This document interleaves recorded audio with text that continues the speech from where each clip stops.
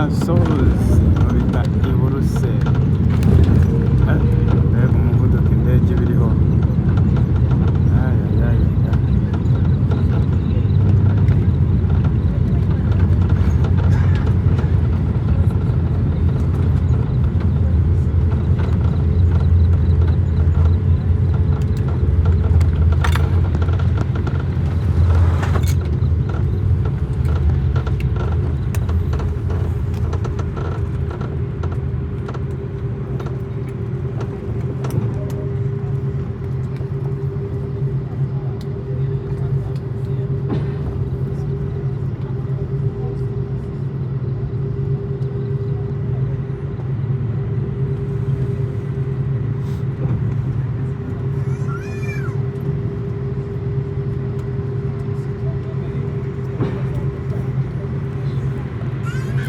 Ikibuga cy'indege i Buruseli bita Brussels.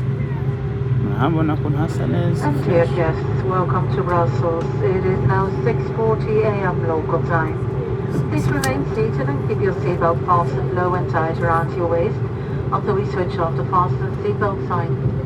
Laptops and larger items must remain stowed for now. Be careful when opening an overhead locker, as items could fall out. We ask all passengers to please leave the blankets on the seats. We thank you for flying Brussels Airlines, a Star Alliance member. We hope you had a pleasant journey and that we can welcome you on board again soon.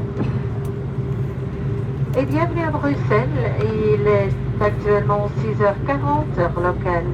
Veuillez rester assis et conserver votre ceinture de sécurité attachée et ajustée jusqu'à l'extinction de la consigne attachez votre ceinture. Les ordinateurs portables et autres objets volumineux doivent encore rester rangés. Soyez prudents, en ouvrant les coffres à bagages, des objets pourraient tomber. Nous vous demandons de bien vouloir laisser la couverture sur votre siège. Merci d'avoir choisi Brussels Airlines, membre du réseau Star Alliance.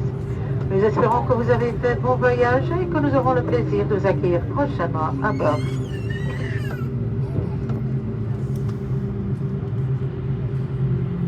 En welkom in Brussel. Het is nu 6:40 plaatselijke tijd. Blijft u alsjeblieft zitten en laat uw veiligheidsgordel vast tot we het gordel vastmaken teken uitzetten. Laptops en grotere stukken moeten nog even opgeborgen blijven. Wees voorzichtig bij het openen van de bagagevakken. Er kunnen altijd voorwerpen uitvallen. We vragen u vriendelijk om het teken op uw stoel achter te laten. We danken u voor uw vertrouwen in Brussels Airlines, lid van Star Alliance. We hopen dat u een fijne reis had en dat we u snel opnieuw mogen verwelkomen aan boord.